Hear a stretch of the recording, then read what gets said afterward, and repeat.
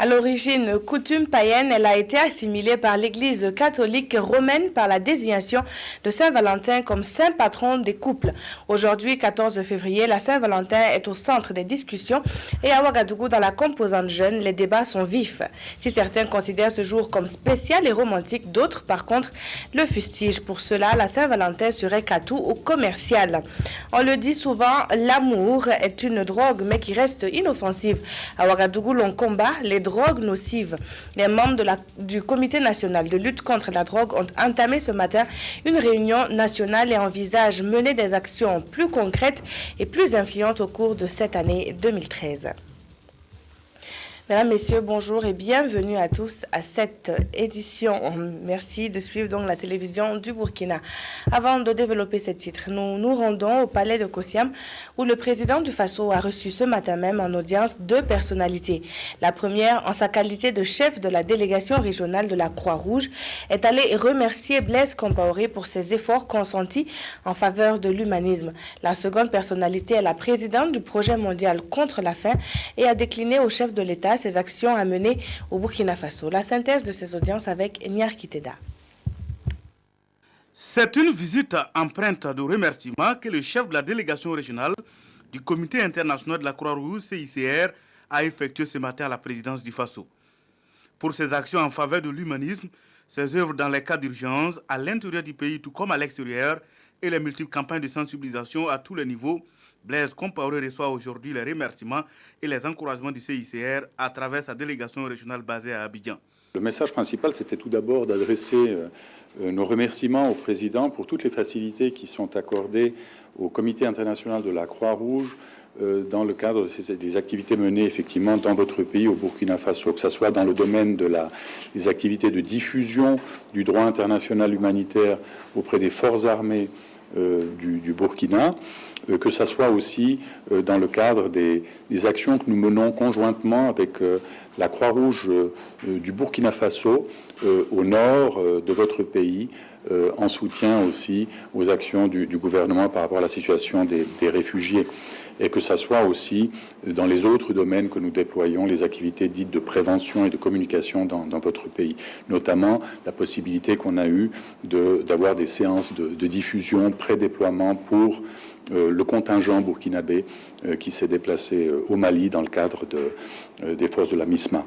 Nous avons aussi parlé, bien entendu, de la situation au Mali et des conséquences humanitaires. Vous savez que le Comité international de la Croix-Rouge est une organisation qui est présente et active partout au Mali, y compris au nord, depuis maintenant plusieurs années, et que nous menons aujourd'hui des activités humanitaires en faveur des populations civiles, que ce soit à Gao, à Tombouctou et à Kidal. Nous avons partagé un peu ces informations avec le président. Nous avons pris aussi son avis et ses recommandations par rapport aux priorités, je dirais, de nature humanitaire. Autre personnalité venue témoigner sa gratitude au président du Faso, il s'agit de la présidente de Hunger Project. Marie-Hélène était à Kossiam ce matin pour parler de son projet qui intervient au Burkina depuis 16 ans, avec comme objectif contribuer à l'élimination de la faim au Burkina. Nous avons rencontré le président aujourd'hui donc pour échanger à propos des programmes que nous exerçons ici donc dans ces 15 régions du Burkina Faso. Voilà, donc nous avons essayé de lui faire un exposé sur donc des opérations que nous menons donc au niveau de ces régions donc à travers le Burkina Faso. Donc nous avons donc témoigné notre accompagnement au président pour lui soutenir donc dans le cadre de l'élimination donc de la famine donc à travers dans le monde et plus particulièrement au Burkina Faso. Et aussi, nous l'avons aussi remercié pour réellement son accompagnement aussi de Hunger Project qui est implanté ici au Burkina Faso il y a maintenant 16 ans de cela. Intervenant principalement dans les domaines de la nutrition, de l'environnement et de la microfinance, Hunger Project est présent dans 23 pays dont le Burkina. Toutes nos excuses pour cet élément qui finit en queue de poisson. Prenons à présent la direction de la capitale française où le chef du Parlement burkinabé a pris part à une réunion de bureau de l'Assemblée parlementaire de la francophonie. En sa qualité de président de l'APF, Sungalo Apollinaire Ouattara a mis à profit son séjour dans l'Hexagone. Au programme, audience et séances de travail en vue de galvaniser la diplomatie parlementaire. Retour sur cet aspect avec Anatole Nakoulma et Sylvain Webamba. rencontres bilatérales, des échanges entrant dans le cadre de la coopération ainsi que des visites guidées étaient au programme du séjour parisien du président de l'Assemblée nationale. Ces rencontres nous ont permis de consolider et de renforcer nos relations. Cela permettra donc à nos parlementaires d'échanger les expériences, mais également de permettre aussi aux fonctionnaires parlementaires de pouvoir donc avoir des acquis avec cette ouverture pour le renforcement également de leurs capacités. À l'issue des audiences, les interlocuteurs du président Ouattara ont apprécié positivement le contenu des échanges, gage de l'aura du Burkina sur la scène internationale. La réintégration du Parlement ivoirien donc, à l'Assemblée parlementaire de la francophonie, nous devons aussi au rôle éminemment important joué par l'Assemblée du Burkina Faso qui a joué et utilisé tous les canaux diplomatiques pour faire en sorte que cette réintégration soit réussie. Donc c'est une façon aussi pour nous d'être reconnaissants et de dire toute notre gratitude. La francophonie, de façon à un engagement extrêmement fort dans toutes nos actions, qu'il s'agisse des actions politiques ou des actions de coopération, qu'il s'agisse des actions pour la défense de notre langue ou de nos valeurs communes. Et le président Blaise Compaoré est un des chefs d'État qu'on cite en exemple. Et nous avons encore à l'esprit le succès éclatant du sommet de la francophonie qui s'est tenu en 2004 à Ouagadougou. C'est au cours de ce sommet d'ailleurs que la francophonie a adopté son premier cadre stratégique décennal. Donc j'ai remercié le président pour sa visite, je l'ai félicité pour son élection à la tête de l'Assemblée nationale. Des propos qui illustrent la vitalité de la diplomatie parlementaire conduite par le président Sungalo Apollinaire Ouattara. Retour au Burkina pour parler politique avec l'Alliance pour la démocratie et la Fédération Rassemblement démocratique africain qui mobilise ses militants de l'arrondissement 4 de la ville de Ouagadougou. La DFRDA compte faire mouche le 17 février prochain, jour de vote pour les élections municipales complémentaires. Le point avec Nicolas Zigani. À l'Alliance pour la démocratie et la Fédération Rassemblement démocratique africain, ADF-RDA, le choix est clair. Pas de démagogie, une campagne de proximité pour engranger le maximum de voix au soir du 17 février. Au cours de cette assemblée générale, les responsables des différentes couches, vieux, femmes et jeunes, sont tous confiants de la victoire de leur parti à l'issue de ce scrutin. La victoire, nous la pensons certaine parce que nous disons que nous sommes une force tranquille. Nous sommes la force du rassemblement. Nous aimons les gens nous aiment, nous faisons le public parce que les gens aiment ce mot-là, ADF-RDA. C'est un parti de l'avenir, c'est le parti de la certitude. Ça veut dire que tous les plans que nous avons qui épousent l'aspiration des jeunes ont fait qu'au sein de ce parti, nous avons l'ensemble des jeunes avec nous. En tout cas, tous ceux-là qui partent sur la base d'un plan d'action ont choisi l'ADF-RDA. Les femmes ont fait le bon choix. Vous voyez que l'ADF se réunit. À tout moment, il y a un lot de femmes, tout le monde vient. Les femmes aiment l'ADF-RDA. Les militants de l'ADF-RDA ne veulent pas faire de la figuration à ces élections municipales complémentaires et l'équipe de campagne a mis en place un dispositif approprié afin d'obtenir l'adhésion d'un nombre important d'électeurs à l'arrondissement 4. Une occasion pour les responsables du parti de sensibiliser les militants par des simulations de vote afin de minimiser les bulletins nuls. Et on en vient à cette rencontre initiée par la FAO qui réunit les acteurs du monde agricole issus de 7 pays de l'Afrique occidentale francophone. Ces pays ont expérimenté le programme Gestion intégrée des producteurs et des prédateurs, en abrégé GIP, et ce 10 ans durant. Des champs-écoles probants et des producteurs formés, les résultats sont satisfaisants, mais il reste encore à faire. Sur ce point, Tanga Robert Kafando nous éclaire. Après 10 ans de mise en œuvre en Afrique occidentale francophone, le programme Gestion intégrée des producteurs et des prédateurs capitalise ses acquis.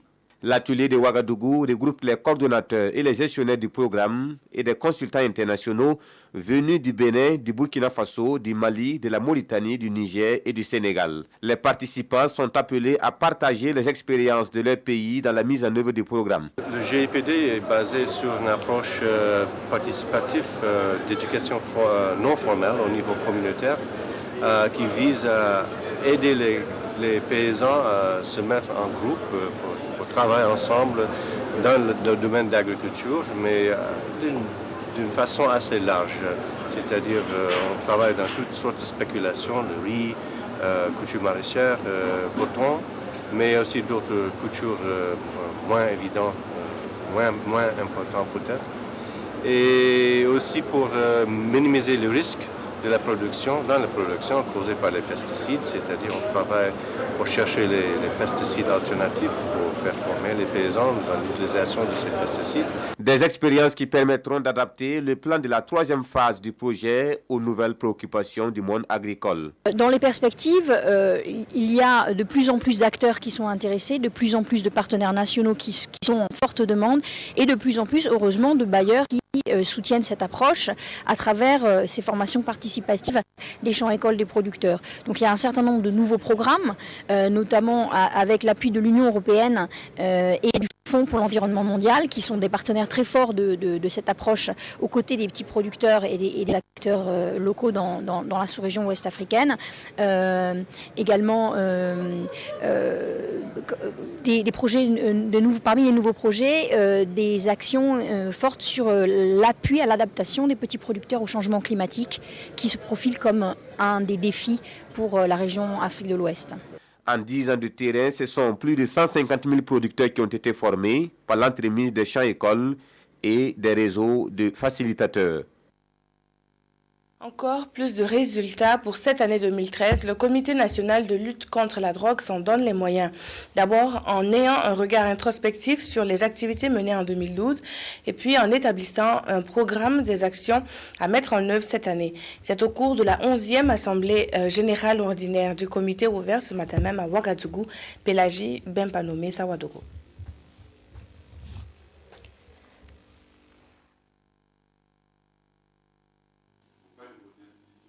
À cette 11e Assemblée générale du Comité national de lutte contre la drogue, les travaux vont se focaliser sur l'examen et l'adoption du rapport d'activité de l'année écoulée et aussi sur la programmation des activités phares de l'année 2013.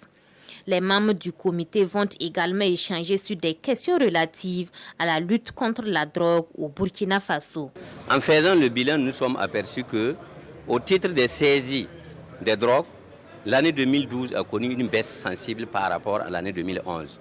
Cependant, cela n'explique pas l'absence de drogue dans notre pays. Quand on voit un peu côté consommation, ça monte. Ça monte parce que nous avons une hausse de consommateurs, le nombre de consommateurs croissant, auquel il faut trouver une solution. La consommation de la drogue prend de plus en plus des proportions inquiétantes malgré les efforts entrepris par le gouvernement, d'où la nécessité d'entreprendre des mesures adéquates pour éradiquer ce fléau. Il faut donc que le gouvernement trouve les moyens les plus efficaces pour faire face à ces problèmes de société.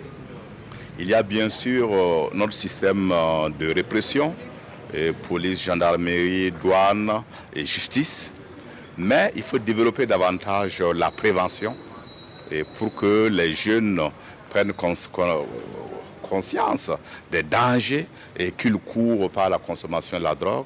Au regard de cette situation, le Comité national de lutte contre la drogue souligne la nécessité et l'urgence de créer une structure appropriée de prise en charge psychosociale des toxicomanes au Burkina Faso. C'est donc aujourd'hui, 14 février, qu'est fêté l'amour, mais aussi l'amitié. La Saint-Valentin connaît de plus en plus d'adeptes au Burkina, notamment dans sa frange jeune. Certains, par contre, déplorent tout le marketing autour de la fête de l'amour qui, pour eux, devrait être fêtée tous les jours de l'année. Vous avez sûrement votre avis sur ce fait et Yacouba Goro nous propose des regards tranchés sur la question dans ce dossier. Des roses à offrir à la femme ou à l'homme de son rêve, des vœux ou messages affectueux en famille ou entre amis, ces gestes sont devenus coutumiers au sein de la jeunesse burkinabé pour marquer la fête de Saint-Valentin. Une fête restée longtemps méconnue du public, mais qui connaît de plus en plus un regain d'engouement au sein de cette frange de la population burkinabé. À Ouagadougou, ce sont des jeunes aujourd'hui plus ou moins éclairés sur les origines de cette journée des amoureux. Et avisés, ils ne veulent pas rester en marge. Moi, je trouve que c'est une bonne fête. Et d'autant plus que ce sont les amoureux qui le fêtent le plus. Des fois, je prépare un dîner pour mes parents, avec l'aide de ma grande soeur, où je leur fais simplement des cadeaux. Juste faire un cadeau à l'inviter à aller dîner, c'est un cadeau. J'offre un cadeau à mon gars, à papa, à maman, à mes frères, tout pour les prouver que je les aime. Si pour certains jeunes, elle mérite une attention particulière, pour d'autres, chaque journée est faite pour célébrer l'amour. Je pense que c'est une fête comme les autres. À mon avis, personnellement, je trouve que c'est une fête un peu futile. Parce que je pense qu'on n'a pas besoin d'un jour spécifiquement pour matérialiser son amour envers sa ou son partenaire. Chez moi, chaque jour, il faut manifester son amour envers l'être aimé et puis c'est tout, quoi. La Saint-Valentin, c'est pour ceux qui s'aiment. C'est pas seulement pour les amoureux, mais genre on peut donner un cadeau aussi à ses parents. Le jour de la Saint-Valentin est un moment privilégié pour réconcilier les cœurs des amoureux, mais souvent une journée à travers laquelle d'autres déceptions peuvent naître. Souvent on dit que c'est la fête des infidèles et qu'il y a beaucoup de couples qui se cassent. Donc je vais demander peut-être à nos sœurs de mettre un peu d'eau dans leur vin. Celles qui n'auront pas de cadeau, de ne pas en faire un problème, quoi. Peut-être à la prochaine occasion, elles auront leur cadeau. La Saint-Valentin, ça se prépare très bien. On parle de la fête des amoureux. Bon, je ne suis pas amoureux, moi je ne suis pas amoureux en tout cas, mais je vois comment ça se manifeste à l'école. Ce sont des cas qui ne sont pas du genre à faire honneur à Saint-Valentin, ce prêtre martyr décapité le 14 février 270 pour avoir célébré des mariages entre des fiancés en portant atteinte aux restrictions de l'empereur Claude II. À cette époque, cet empereur interdisait le mariage qui, à ses yeux, ne faisait que de piètres soldats. Et justement, l'Église catholique est en train de vivre un des tournants les plus importants de son histoire. Le pape Benoît XVI, après avoir célébré sa dernière messe en tant que souverain pontife, hier mercredi décembre, a commencé sa tournée des adieux. Les 60 000 places de la basilique Saint-Pierre de Rome n'ont pas suffi pour contenir la foule venue des 4 coins du monde. Lui s'est fait connaître par ses pieds artificiels et surtout parce qu'il a été le premier athlète paralympique à avoir participé aux Jeux olympiques avec des valides. Aujourd'hui, c'est un scandale qui fait parler de lui.